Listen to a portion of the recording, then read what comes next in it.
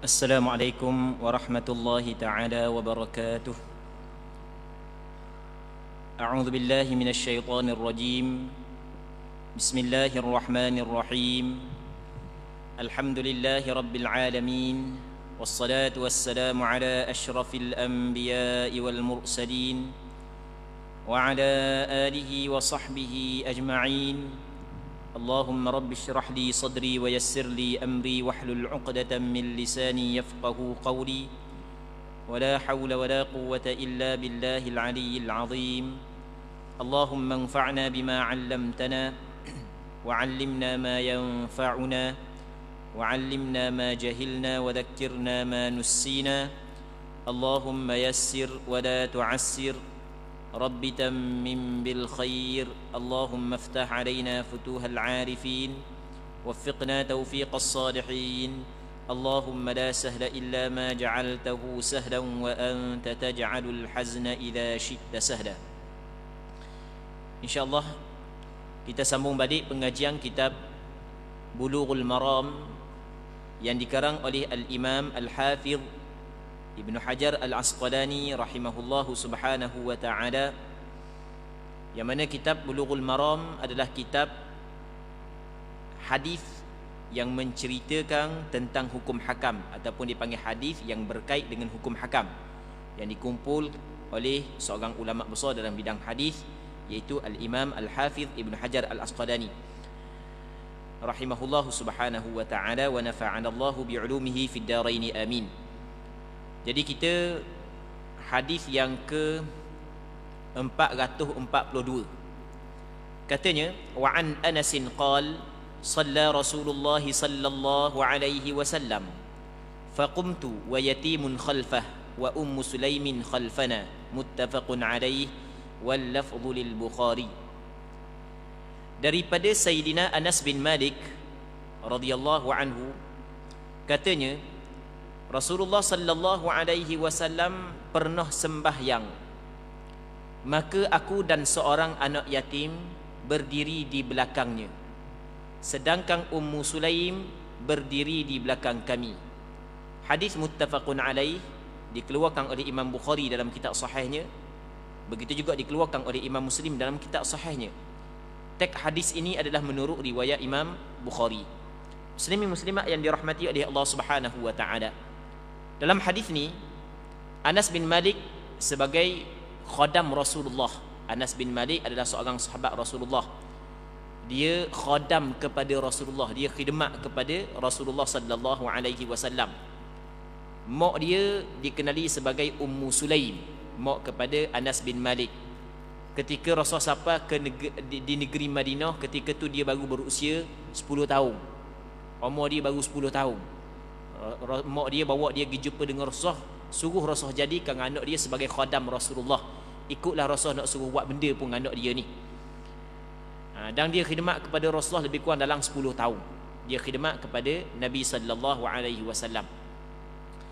Dalam hadis ni Anas bin Malik menceritakan bahawasanya Rasulullah sallallahu alaihi wasallam pernah menjadi imam, yang mana makmum Rasulullah adalah dia, seorang anak yatim dan seorang perempuan. Perempuan ni adalah mak dia sendiri, iaitu Ummu Sulaim. Okey, cerita dia lagu mana ceritanya? Satu ketika Nabi sallallahu alaihi wasallam pergi ke rumah Anas bin Malik. Dia pergi ke rumah Anas bin Malik. Maka dipendekkan cerita, Rasulullah sallallahu alaihi wasallam sembahyang sunat. Ini sembahyang sunat, bukan sembahyang fardu. Lepas tu Anas bin Malik dan seorang anak yatim membuat saf di belakang Nabi sallallahu alaihi wasallam. Di belakang saf tersebut ibu dia Ummu Sulaim. Ummu Sulaim berada di belakang saf lelaki. Kalau cakap kita gak di belakang saf lelaki. Muslimin muslimat yang dirahmati oleh Allah Subhanahu wa taala. Dia perkataan yatim dalam bahasa Arab, yatim, kalau cakap kita anak yatim, di kita sebenarnya masih lagi ramai orang kita dia tidak faham apakah definisi anak yatim yang sebenar mengikut istilah syarak. Masih lagi ada. Dia yatim ni, yatim dalam bahasa Arab sebenarnya dia merujuk kepada seorang yang kematian ayah. Hanya kematian ayah. Lepas tu syarat yang kedua, dia belum lagi balik. Kalau kematian mak dia tak panggil anak yatim. Kalau balik dah, dak panggil anak yatim. Umur 40 dah anak yatim dia lagi. 40 dah anak yatim dia lagi. Dia anak yatim ni adalah seorang yang kematian ayahnya sedangkan dia belum balik. Kalau balik dah bukan anak yatim. Umur 16, balik dah 16, 17 bukan anak yatim. Tu kita kena ingat. Dalam hadis yang diriwayat oleh Imam Abu Daud dalam kitab sunangnya, Nabi sallallahu alaihi wasallam bersabda, la yutma ba'da ihtilam. Tidak ada keyatiman, tidak ada yatim selepas daripada bermimpi. Selepas daripada balik tak ada dah yatim. Yatim ni sebelum daripada balik. Okey, kena ingat Dia nak kata yatim mesti kena cukup 2 syarat. Yang pertamanya adalah seorang yang kematian ayahnya. Kalau tak ada ayah, dia tidak dinamakan yatim. Dia mesti kena ada ayah dan kematian ayahnya. Ada juga orang tak ada ayah, ada anak hak yang tidak sah taraf. Dia tidak mempunyai ayah. Adakah anak tersebut boleh dikatakan sebagai anak yatim? Tidak. Dia bukan anak yatim, dia bukan kategori anak yatim. Walau bagaimanapun kalau sekiranya tidak ada orang hak yang tanggung dia, orang bagi nafkah kepada dia, dia termasuk dalam golongan hak yang susah. Yang ada tuntutan daripada syarak agar kita bantu dia. Ada kelebihan yang besar kalau kita bantu orang yang susah. Tapi kalau kita nak letak dia tu sebagai anak yatim, hak tu tidak betul. Kerana anak yatim adalah man mata abuhu, seorang hak yang kematian ayah. Lepas tu walam yablugh, dia belum lagi balik. Ni kena ingat 2 syarat ni. Kalau balik dah bukan yatim. Kalau kematian mak bukan yatim. Dalam bahasa Arab kalau kematian mak dipanggil ajiyun. Tu kena ingat. Kalau yatim kematian ayah. Kalau kematian mak dipanggil ajiyun. Kalau mati ayah mak dua-dua dipanggil latim. Dia 3 istilah lain-lainnya. Yatim, latim, aji. Payah nak ingat walaupun 3 kali moh. dah biasa dengar. Kali pertama dengar nak ingat warna payah juga. Tapi tak apalah. Cuma kita nak ceritanya dalam penggunaan bahasa Arab, yatim adalah khusus untuk seseorang yang kematian ayah. Kematian mak bukan yatim. Ni benda penting benda cukup penting. Sebab kadang-kadang orang wakil kepada kita, tolong gak wi kampung-kampung ada tak anak yatim? Nak wi piti sikit, tolong bagikan anak yatim. Kita pun ambil, kita sebagai wakil, kita wi kepada hak yang mana? Kepada hak yang telah balik, ayah dia mati. Maka tidak bertepatan dengan qasak pemberi. Sama juga sebahagian daripada masjid ke, surau ke, ataupun tahfiz ke, pondok ke, kita buat minta sikit sumbangan untuk anak yatim, sedangkan balik belaka dah. Hak tu tak betul. Hak tu tak kena. Hak tu cara tak betul. Melainkan kalau kita khabar memang asal anak yatim tapi leni balik dah, kita khabar gitu. Ataupun memang pada pengetahuan pemberi saat itu, orang yang nak beri saat itu, yatim bukan pada istilah asal, tapi yatim pada pemahaman ramai-ramai orang kampung kita. Itu lain. Tu kena berhati-hati. Sebab takut kita meletakkan sesuatu tidak kena pada tempat. Kita minta dia sumbangan untuk diberikan kepada anak yatim. Tiba-tiba hak yang kita beri saat itu bukan anak yatim. Anak yatim warna umur 16, 17 dah. Anak yatim warna kematian mak, bukan kematian ayah. Tu kita kena faham. Muslimin muslimat yang dirahmati oleh Allah Subhanahu wa taala. Dalam hadis ni Anas bin Malik menceritakan Rasul menjadi imam. Anas bin Malik orang dewasa. Dia duduk satu saf dengan kanak-kanak. Maka kata ulama, hadis ini menjadi dalil tidak menjadi masalah orang dewasa duduk sekali dengan budak dalam satu saf. Tapi dengan syarat budak saat itu budak yang mayit dah. Kalau budak dak mayit lagi, selok kain kita. Kali kalau mayang tepi kita dak mayang itu ganggu orang kalau budak dak mayit lagi. Ni kira budak mayit dah. Pandai dah. Boleh tak kita nak duduk soft, satu soft dengan dia? Dibolehkan berpandukan kepada hadis ni. Bahkan kena ingat kalau budak tu mari awal, maka dia berhak untuk mendapat soft yang pertama. Kita orang tua ni mari lewat, jangan tarik budak kita belakang. Hak tu hukum adalah salah. Dah mung mari lewat duduk belakang Siapa suruh mari lewat? Budak hak mari awal tak depan Dah dia mari awal dah kan. Jadi budak mari awal duduk sah depan. Tiba-tiba kita mari lewat, kita tarik budak tak belakang, kita pergi masuk sah depan. Itu hukum dia adalah haram. Sebab kita telah meluputkan kelebihan yang ada pada budak tersebut. Kerana saf awal ada kelebihan yang khusus. Kita menghilangkan kelebihan yang ada pada seseorang, maka hukum dia adalah salah. Baik. Jadi tidak menjadi masalah kita nak duduk satu saf dengan kanak-kanak. Cuma dalam masyarakat kita dia akan timbul satu persoalan. Benda, dah budak tu dak sunat lagi boleh ke? Pula dah. Dah budak dak sunat lagi kan? Boleh ke kita nak duduk satu saf dalam budak? Tak ada masalah, boleh. Dah apa boleh? Bukan kita tanggung budak tu, bukan kita pikul. Ya tak bolehnya kita pikul. Dah kita dah pikul tak ada masalah. Dia duduk tepi kita, bukan dia duduk atas riba kita. Dak lah kata dah kita berapak sah masa duduk tahiyat saat itu, dia saat itu duduk atas riba kita ataupun duduk atas baju kita, sedangkan dia dak sunat lagi, di bawah kuluk dia tu ada najis.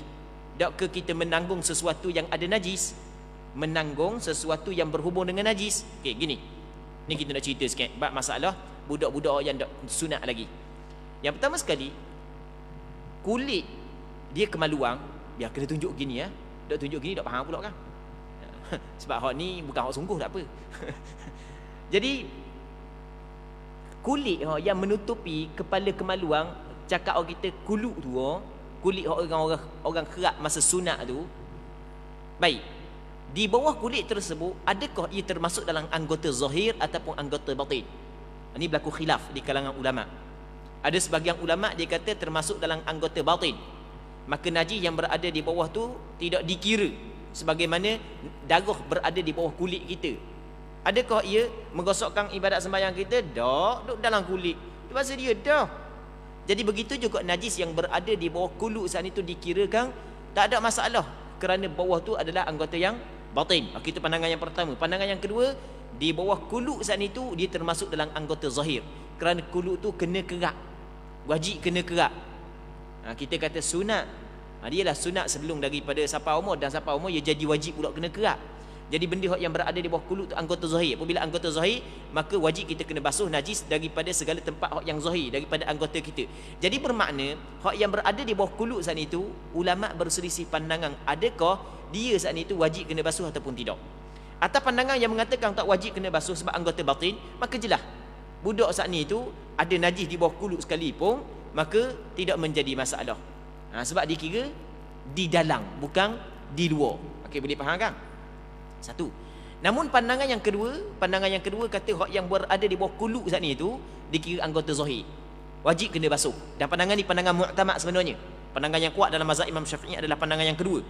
Jadi kena basuh. Jadi kalau tak basuh, bermakna ada najis di dalam. Okey, boleh faham?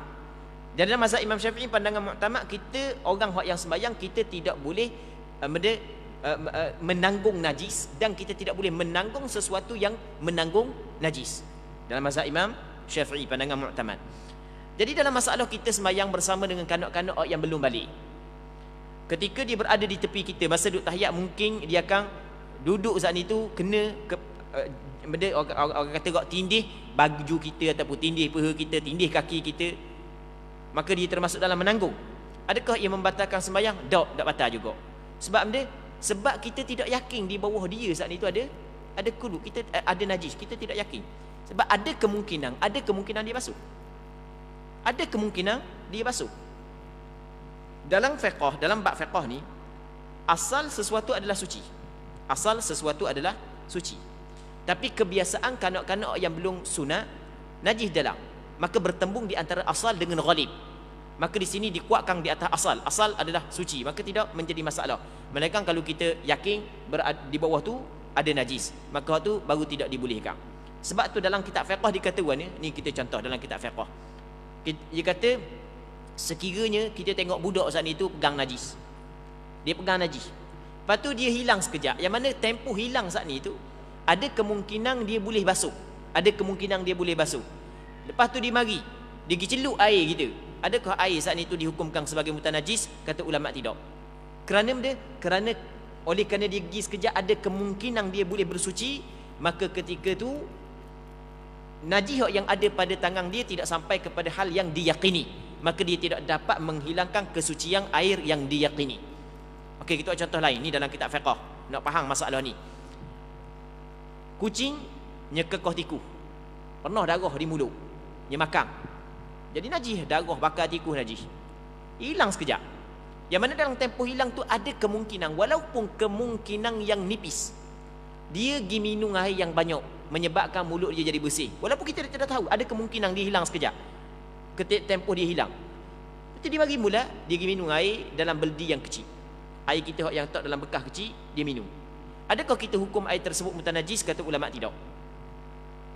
Kata ulama tidak. Sebab dia? Sebab kenajisan, kesucian air adalah hal yang diyakini. Najis mulut dia saat itu tidak sampai yakin dah. Kerana dia hilang sekejap dan kemungkinan dia minum air banyak. Maka mulut dia yang tidak diyakini najis saat itu tidak dapat menajiskan air yang diyakini suci. Sama juga dengan masalah yang kita bincang saat ini. Jadi oleh kerana budak saat itu ada kemungkinan dia basuh benda yang berada di bawah tu, maka ketika tu asalnya adalah suci, walaupun kebiasaannya memang ada najis, tapi dikuatkan asal berbanding dengan ghalib dalam masalah ni. Ini panggil bertembung dengan di antara asal dengan ghalib. Ini perbahasan panjang lah, cuma hamba sebut secara ringkas sahaja. Jadi tidak menjadi masalah. Melainkan kalau kita yakin ada najis. Contoh budak yang umur setahun setengah, dalam paper dia busuk bangun ada tahi, tu tak boleh lah. Tu tak boleh lah, kita nak dukung dia. Tu kita kena faham muslimin muslimat yang dirahmati oleh Allah Subhanahu Wa Taala. Okey, kembali kepada apa yang kita bincang. Jadi kalau sekiranya budak yang mana dia tu mayit dah, dia nak sembahyang, adakah boleh dia berada di dalam satu saf bersama dengan kita? Tidak menjadi masalah. Bukan hak tu hak yang paling comel. Kalau sekiranya masih lagi ada ruang, kita agak dia duduk satu saf dengan kita. Melainkan kalau sekiranya orang lelaki ada, orang budak-budak ada, sebelum sembahyang ada belaka, jadi kalau masuk saf budak saf depan, jadi ada orang dewasa akan duduk saf belakang, maka ketika tu kena utamakan orang dewasa saf depan, budak saf belakang. Boleh faham Kita banyak benda. Okey, kita kena hurah secara terperinci lagi. Kita hurah sesi. Sekarang ni kalau sebut kata sembahyang berjemaah muslimin muslimat yang dirahmati oleh Allah Subhanahu Wa Taala, ialah sembahyang yang terdiri daripada imam dan makmum. Sekurang-kurang makmum adalah seorang. Sekurang-kurang. Sebanyak-banyak tu ikutlah banyak mana pun. Sekurang-kurang seorang. Jadi sekurang-kurang bilangan berjemaah adalah seorang imam dan seorang makmum. Ketika mana makmum seorang, maka apa hak yang perlu makmum, bagaimanakah kedudukan makmum di belakang imam? Kata ulama, kedudukan makmum di belakang imam adalah makmum afdal disunatkan dia berada di sebelah kanan imam. Dia berada di sebelah kanan imam. Tapi kalau dia berada di sebelah kiri sekalipun, tetap sembahyang sedia sah, tidak batal. Cuma dia tinggal perkara hak yang sunat. Tak comel buat lagu tu. Mesti kena berada di sebelah kanan imam. Dalilnya hadis hadis Abdullah bin Abbas, yang mana Abdullah bin Abbas radhiyallahu taala anhu dia sembahyang bersama dengan Nabi sallallahu alaihi wasallam pada satu malam. Hadis ini kita baca minggu lepas. Hadis ini juga diriwayat oleh Imam Bukhari dan Muslim. Yang mana Abdullah bin Abbas dia sembahyang bersama dengan Rasulullah, dia berdiri balik kiri Rasulullah. Maka Rasul pegang pada dia, Rasulullah sallallahu alaihi wasallam buat mari sebelah kanan. Maka kata ulama berpandukan kepada hadis ini, sekiranya makmum lelaki itu seorang, ni lelaki jangan kira puan lagi, puan tak siapa lagi makmum lelaki seorang disunatkan makmum lelaki seorang berada di sebelah kanan imam. Okey, satu. Manakala kalau makmum tu dua orang, maka makmum kena duduk di belakang imam, buat satu saf di belakang imam. Kalau makmum tu dua orang, begitu juga 3 orang, 4 orang, 5 orang. Sama ada makmum saat ni tu orang dewasa ataupun kanak-kanak, ataupun kanak-kanak campur dengan orang dewasa, buat saf di belakang imam. Dah boleh tak makmum hak yang kanak-kanak nak duduk saf sekali dengan imam? Boleh. Dalilnya hadis yang kita baca pada malam ni, diriwayat daripada Anas bin Malik.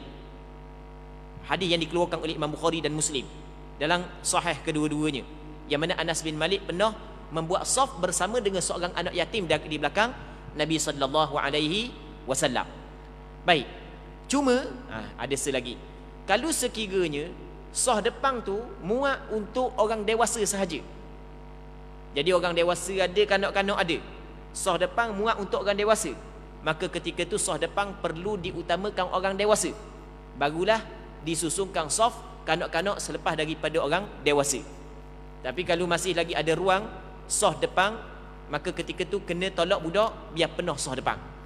Kerana di sana ada hadis Nabi sallallahu alaihi wasallam bersabda, hadis riwayat Imam Muslim dalam kitab sahihnya. Kata Rasulullah sallallahu alaihi wasallam, liyalini minkum ulul ahlami wan nuha, thumma alladhina yalunahum, thumma alladhina yalunahum.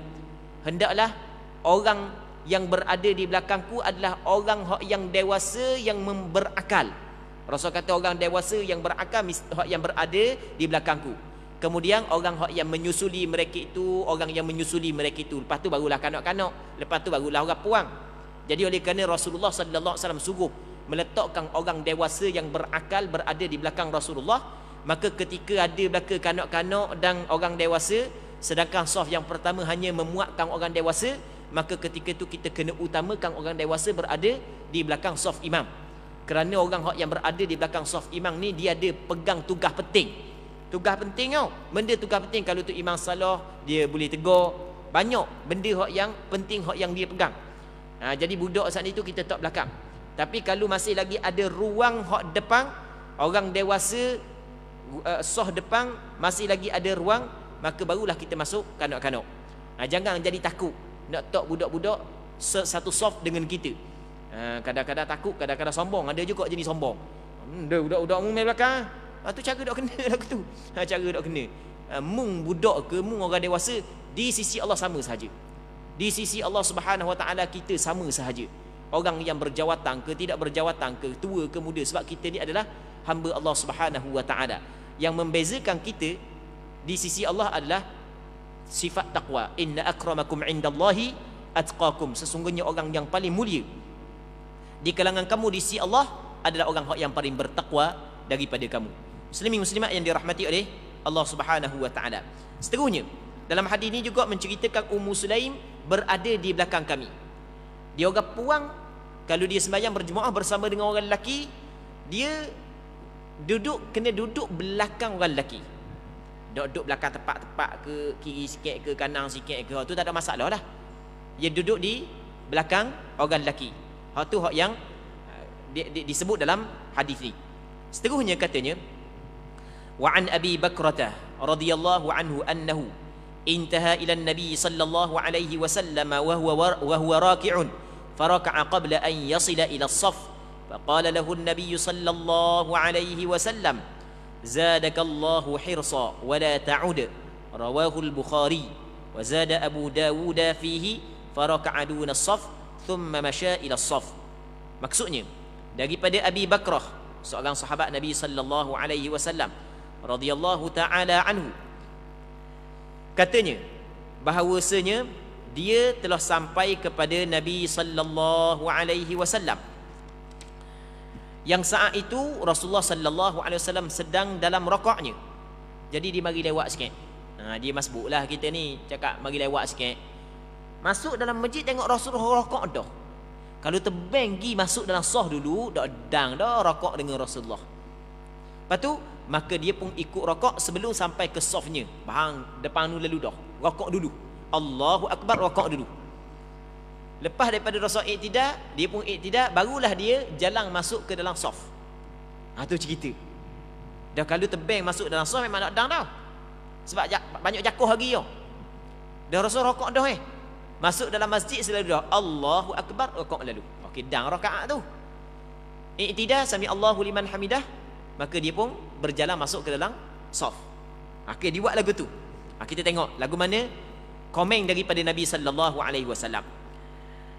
Ketika hal itu katanya, lalu barulah berjalan menuju ke saf. Ketika hal itu dia ceritakan kepada Nabi sallallahu alaihi wasallam.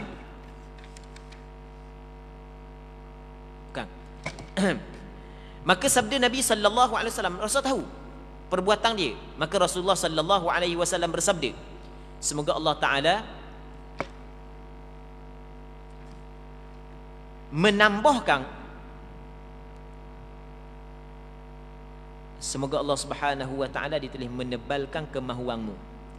Semoga Allah Subhanahu wa taala menambahkan kemahuanmu itu. Dia oleh kerana dia ni nak ambil kesempatan untuk sempat rakaat pertama dengan imam, terus rakaat lalu, itu seolahnya kehendak yang tinggi dalam mencapai perkara tersebut, dalam mencapai perkara kebaikan Maka Rasul berdoa agar Allah Ta'ala tambah lagi untuk dia kehendak untuk mencapai kebaikan tersebut. Cuma kata Rasul, namun jangan kamu ulangi perbuatan itu. Akan datang janganlah buat gitu. Akan datang jangan buat gitu, kata Rasulullah. Jadi hak mu buat saat itu memanglah nampak pada zahir comel lah. Sebab benda? Sebab nampak nak sangat kepada kebaikan, dapat rakaat bersama dengan Rasulullah. Tapi perbuatan tu adalah perbuatan dok comel. Sebab benda? Sebab mung yang pertama sekali adalah mung sembahyang seorang diri di belakang. Kan dia sembahyang seorang diri di belakang, dia tidak duduk dalam saf. Hak tu dok comel. Tapi akan datang jangan ulang balik. Cuma Rasulullah sallallahu alaihi wasallam dak suruh dia sembahyang semula. Jadi bermakna sembahyang dia sah. Muslimin muslimat yang dirahmati oleh Allah Subhanahu wa taala. Hadis ini diriwayat oleh Imam Bukhari. Abu Daud dalam riwayatnya menambahkan, maka dia ikut rakaat di belakang saf lalu berjalan menuju ke safnya. Okey. Jadi dalam hadis ini jelas apa yang diceritakan oleh Abi Bakrah. Manakala daripada segi hukumnya adalah seorang hak yang masuk ke dalam masjid sedangkan saf depan masih lagi ada ruang, tiba-tiba dia angkat takbiratul ihram di belakang, maka hukum dia adalah makruh. Bahkan ada sebahagian daripada ulama mengatakan tak sah sembahyang dia. Ada sebahagian ulama mengatakan tidak sah sembahyang dia. Cuma sebahagian ulama yang mengatakan tidak sah, dia kata tengok hadis ni Rasul tak suruh ulang, sebab Abu Bakrah buat dalam keadaan jahil. Buat dalam keadaan jahil dimaafkan kata dia. Tapi kalau dia tahu memang tak sah sembahyang.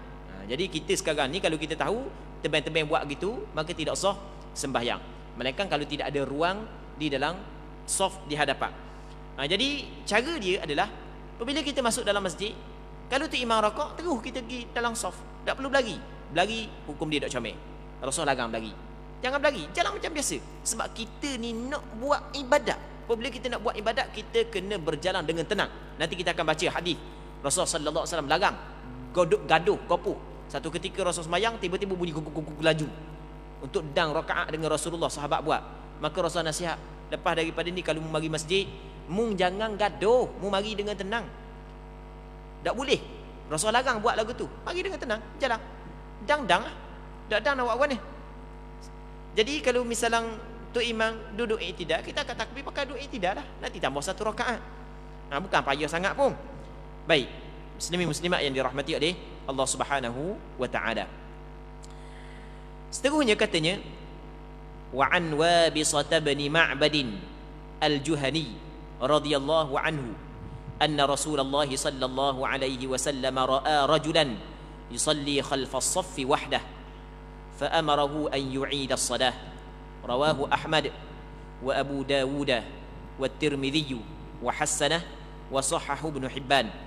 Maksudnya daripada Wabisah bin Ma'bad al-Juhani radhiyallahu anhu bahawasanya Rasulullah sallallahu alaihi wasallam telah melihat seorang lelaki solat bersendiang di belakang saf, maka baginda memerintahkan kepadanya untuk mengulangi solatnya. Hadis ini diriwayat oleh Imam Ahmad di dalam Musnad, Imam Abu Daud dalam kitab Sunangnya, Imam Tirmidzi dalam kitab Sunangnya, yang mana hadis ini dinilai hasan oleh Imam Tirmidzi dan dinilai sahih oleh Imam Ibn Hibban. Muslimin muslimat yang dirahmati oleh Allah Subhanahu wa taala. Dalam hadis ini ada seorang sahabat Rasulullah yang dikenali sebagai Wabisah bin Ma'bad al-Juhani. Dia menceritakan bahawasanya pernah berlaku di zaman Rasulullah, ada seorang sahabat dia sembahyang di belakang saf seorang diri. Dia sembahyang di belakang saf seorang diri. Maka Rasulullah sallallahu alaihi wasallam suruh dia ulang balik sembahyang dia. Maka ada sebahagian daripada ulama menjadikan hadis ini sebagai dalil orang yang sembahyang seorang diri di belakang saf, sedangkan masih lagi ada ruang untuk dia masuk di dalam saf, maka sembahyang dia tidak sah, sembahyang dia batal. Itu kena ingat. Berpandukan kepada hadis ini, sebahagian daripada ulama mengatakan bahawasanya apabila seorang lelaki, ini kira orang lelaki, seorang lelaki, orang puang tak, hukum dia lain orang puang tak apa, duduk belakang saf seorang diri pun. Orang lelaki, kalau dia sembahyang di belakang saf, sedangkan saf di hadapan masih lagi ada ruang yang boleh dia masuk, maka sembahyang dia tidak sah, sembahyang dia batal. Kerana Rasulullah suruh orang ni mengulangi balik sembahyang. Tapi ni pandangan bukan pandangan majoriti ulama. Pandangan majoriti ulama termasuk pandangan mazhab Imam Syafi'i, sembahyang seorang diri di belakang saf ia tidak membatalkan sembahyang, tapi makruh. Tak batal, hukum dia makruh. Sembahyang tak batal, ia meluputkan fadilat berjemaah. Sembahyang tak batal. Sebab apa sembahyang tak batal? Sebab ada hadis Abi Bakrah tadi. Abi Bakrah kan sembahyang seorang diri belakang saf tu kan. Rasul tak suruh ulang pula dia sembahyang. Dan ni Rasul suruh dia ulang. Kata ulama, bukan wajib kena ulang, bahkan hukum dia adalah sunat. Rasul suruh dia ni suruh sunat dia ulang. Maksudnya orang yang sembahyang seorang diri di belakang saf, hukum dia makruh. Tetapi kalau dia buat juga tetap sembahyang dia sah, dan sunat dia ulang balik sembahyang. Sunat dia ulang balik sembahyang agar keluar daripada khilaf ulama. Jadi pendek kata, kalau sekiranya masih lagi ada ruang, masuk dalam saf. Masih lagi ada ruang. Dan hamba yakin di tempat kita, di negeri kita, di negara kita ni banyak ruang. Sebab sah di tempat kita tak rapat. Musim ni bukan musim ni musim sebelum ni tak rapat. Dia sebenarnya saf ni hak yang dituntut rapat bahu dengan bahu. Ni nak rapat bahu, mu tarik bahu, aku tarik bahu. Hak tu perkara hak yang tidak diajar oleh Nabi sallallahu alaihi wasallam. Rasulullah kau nak sembahyang disuruh rapatkan bahu dengan bahu. Rasulullah sallallahu alaihi wasallam akan membetulkan saf sebagaimana Rasul membetulkan batang lembing. Lagu mana orang buat lembing, risik lembing nak betul batang lembing, gitulah Rasul betul saf. Jadi kita tak takut bahu dengan bahu. Jadi apabila tak takut bahu dengan bahu, katakanlah ada 20 orang dalam satu saf. Hak ni 2 eci. Antara bahu orang ni dengan bahu orang ni 3 eci. Hak ni 4 eci, hak ni 5 eci. Jadi kalau pakat tolak-tolak sikit sana tu boleh masuk 2-3 orang lagi. Gitu kan? Jadi sebab itulah kalau kita mari lewat, maka cara dia adalah kita olor 2 tangan, tolak slow-slow, jangan tolak kuat takut gebah orang, main orang tua pula. Tolak slow-slow biar dia buka ruang. Dah kang dia rasa hati. Sekarang ni dia bukan isu rasa hati ke tak, tapi isu dituntut di dalam agama. Dalam masalah ni, dalam agama kita suruh kita penuh saf depan. Jadi kita penuh saf depan. Itu cara dia. Hamba dah tengok orang yang betul-betul rapat saf lah. Hamba dah tengok di tempat kita, hamba tengok pondok pasir tumbuh je. Lepas lain hamba dak jumpa lagi, bukan tak ada, ada. Hak yang hamba penuh. Hamba mayam pondok pasir tumbuh masa Tok Guru Haji Hashim dulu, ni rapat gitu kita duduk dalam saf. Memang dia suruh rapat sungguh saf. Dan hak tu sebenarnya hak yang sunnah Nabi sallallahu alaihi wasallam. Muslimin muslimat yang dirahmati oleh Allah Subhanahu wa taala. Tapi kalau saf memang betul rapat dah, tak ada ruang dah. Okey, macam mana cara untuk kita sembahyang? Ketika kita mari ada seorang diri. Dan kalau kita duduk seorang, hukum dia makruh. Mana? Dalam mazhab Imam Syafi'i gini, dalam mazhab Imam Syafi'i. Dalam mazhab Imam Syafi'i adalah kita tarik salah seorang daripada makmum yang ada di depan. Tarik. Tapi jangan tarik senjoh. Tarik slow-slow. Ataupun bisik dulu hamba seorang belakang turun boleh kok, tak ada masalah. Kita tarik. Tarik biar dia menjadi buat saf di belakang kita. Apabila orang tu turun, nanti hak yang saf depan penuh balik. Itu cara dia. Kita mengikut mazhab Imam Syafi'i. Namun ada juga pandangan sebahagian daripada ulama, dia kata ada sunat tarik. Biarlah kita sembahyang seorang di belakang. Sebab di sini tidak menjadi masalah kerana ada keuzuran. Ada keuzuran. Dah tak ada dah kita nak sah dengan siapa? Tak ada orang dah. Jadi terpaksalah sembahyang seorang diri. Maka ni dimaafkan. Hak yang kata tak bolehnya adalah ketika ada ruang, tiba-tiba kita pergi sembahyang seorang diri, hak tu tak boleh. Baik. Jadi dalam mazhab Imam Syafi'i cara dia gimana? Kita akad takbir, kita akad dekat dengan sah. Dekat. Allahu Akbar, kita pun tarik dia. Orang yang kena tarik itu sunat dia turun belakang untuk membantu kawan dia. Wa ta'awanu 'alal birri wat taqwa. Mu kena saling bertolong-menolong di atas kebaikan dan takwa. Sunat dia turun. Baik. Dalam mazhab Imam Syafi'i kata kan kalau sekiranya kita tarik orang tu tak turun, ataupun kalau kita tarik boleh jadi belah, maka tak sunat kita tarik. Biar tak payah tarik lah.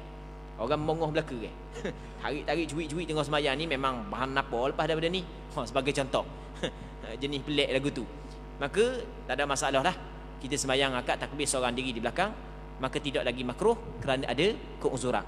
Okey. Jadi terangkat makruh ketika ada keuzuran. Seterusnya katanya walahu an talqin la salata limunfaridin khalf as-saf wa zada at-Tabarani min hadits Wabisah ala dakhalta ma'ahum aw ijtararta rajula. Maksudnya menurut riwayat Imam Ibn Hibban yang diriwayatkan melalui Talq bin Ali, disebutkan pula tidak sempurna solat orang yang sendirian di belakang saf. Tidak sempurna. Sebenarnya dalam hadis tu dia kata tidak, dia tak terjemah pun tidak sempurna. Dalam hadis tu la salat, tak ada sembahyang.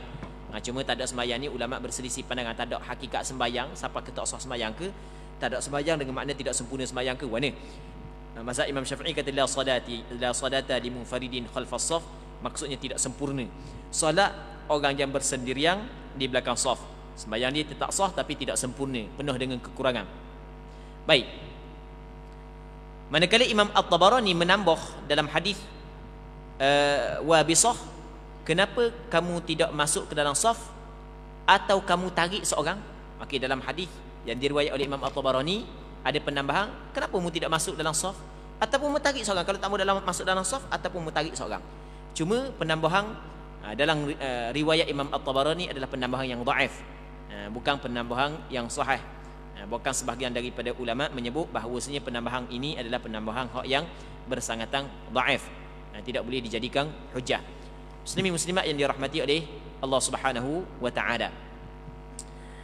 Seterusnya katanya wa an Abi Hurairah radhiyallahu anhu anin Nabi sallallahu alaihi wasallam qala idza sami'tumul iqamata famshu ila as-salah wa 'alaikumus sakinatu wal waqar wa la tusri'u fama adraktum fasallu wa ma fatakum faatimmu.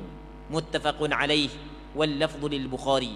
Daripada Abi Hurairah radhiyallahu taala anhu, daripada Nabi sallallahu alaihi wasallam telah bersabda ia, apabila kamu mendengar suara iqamah, berangkatlah ke tempat solatmu dengan langkah yang tenang dan jangan tergesa-gesa.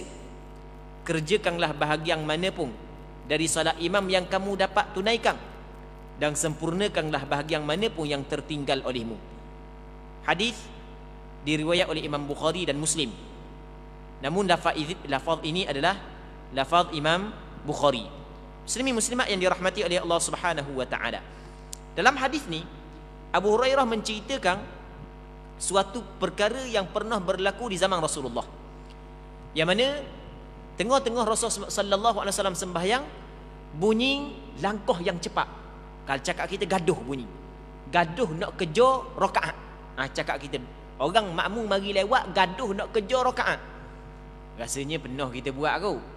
Penuh. Bunyi macam lagi, bunyi macam unggal. Maka lepas daripada sembahyang, Rasul khabar. Rasul kata lagu mana?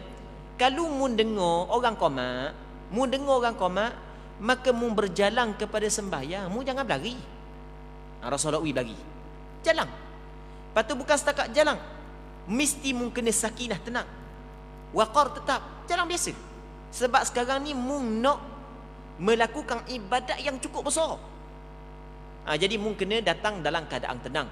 Jangan tergopoh-gapah, jangan berlari.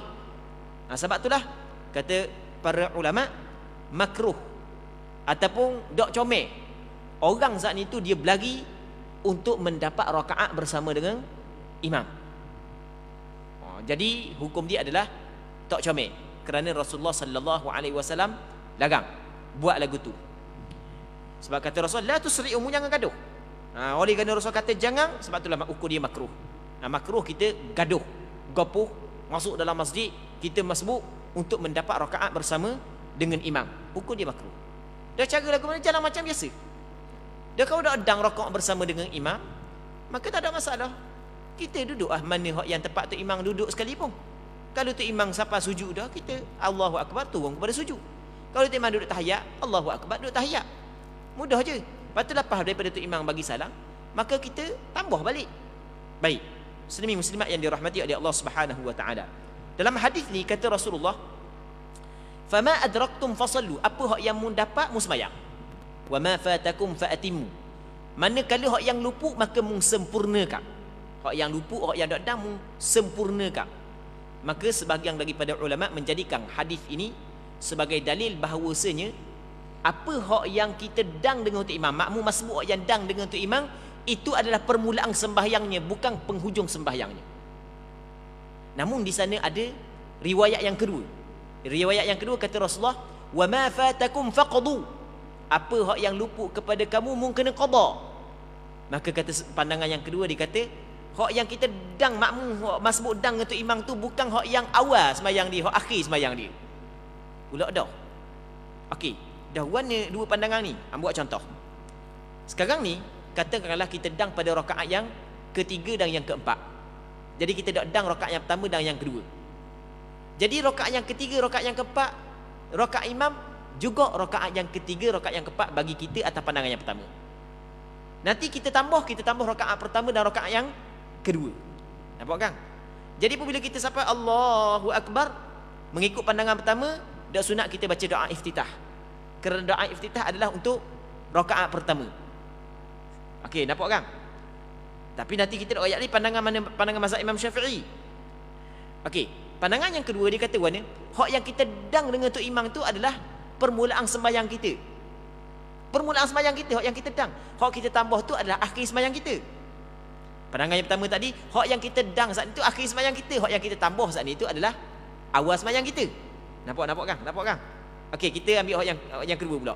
Hak yang kita dang tahu awal sembahyang kita. Apabila awal sembahyang kita, kalau kita dang rakaat yang ketiga sekalipun Allahu Akbar, sunat juga kita baca doa iftitah. Nampak kan?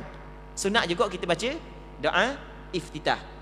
Baik, mana pandangan mazhab Imam Syafi'i? Pandangan mazhab Imam Syafi'i adalah pandangan yang kedua. Apa hak yang kita dang bersama dengan imam adalah permulaan sembahyang kita. Nanti apabila tu imam bagi salam, kita tambah hak tu adalah penghujung sembahyang kita. Nampak kan? Sebab itulah masa kita rakaat yang tu imam rakaat ketiga, kita rakaat pertama, lepas daripada kita baca Fatihah, sunat kita baca surah kalau kita mempunyai kesempatan masa. Sebab ia dikirakan rakaat pertama bagi kita, walaupun rakaat yang ketiga bagi imam. Sunat kita baca doa iftitah walaupun rakaat yang ketiga bagi imam, tapi ia dikirakan rakaat yang pertama bagi kita. Nampak jelas kan? Muslimin muslimat yang dirahmati oleh Allah Subhanahu wa taala. Jadi pandangan mazhab Imam Syafi'i adalah rakaat makmum masbuk adalah rakaat yang pertama bagi dia. Sebab telah makmum masbuk, walaupun dia duduk pada rakaat yang ketiga imam, rakaat yang keempat imam, sunat dia baca doa iftitah dan sunat dia baca surah kalau dia mempunyai kesempatan waktu selepas daripada dia membaca Fatihah sebelum daripada imam rakaat. Jelas kan? Muslimin muslimat yang dirahmati oleh Allah Subhanahu wa taala. Seterusnya, hadis ni, perkataan fa'atimmu ni adalah menjadi dalil kepada pandangan mazhab Imam Syafi'i. Sebab fa'atimmu maksudnya sempurna. Sempurna ni kita buat hak lah. Jadi bermakna hak yang kita buat awal tu adalah permulaan sembahyang kita. Manakala ada riwayat yang kedua, dia tak kata fa'atimmu, dia kata faqdu. Cuma kalau kita kaji riwayat-riwayat hadis, hak yang paling banyak riwayat hadis adalah fa'atimmu, bukan faqdu. Yang pertama, yang keduanya faqdu dalam bahasa Arab ada juga dengan makna fa'atimmu, dengan makna itmam. Qada dengan makna itmam ada dalam bahasa Arab. Sebagai contoh, dalam Quran Tuhan kata benda fa idza qudiyatis salatu fantashiru. Apabila selesai sembahyang Jumaat maka hendaklah berhamburan.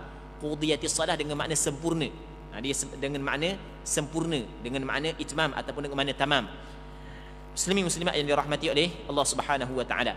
Jadi untuk malam ni kita rasa sini dulu pertemuan kita. InsyaAllah kita sambung balik pada minggu-minggu akan datang kalau sekiranya dipanjangkan umur.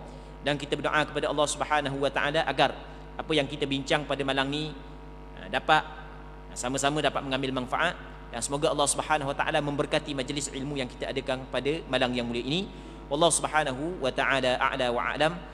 Allahumma ighfir lana wa liwalidina warhamhum kama rabbawna shighara wa limashayikhina wa liaqaribina wa liman ahsana ilayna wa liman awsana bid-du'a wa li arbabil huquqi alayna wa li jami'il muslimina wal muslimati bi rahmatika ya arhamar rahimin. اللهم انفعنا بما علمتنا وعلمنا ما ينفعنا وعلمنا ما جهلنا وزدنا علما نافعا وفهما واسعا. صلى الله على سيدنا محمد وعلى آله وصحبه أجمعين والحمد لله رب العالمين.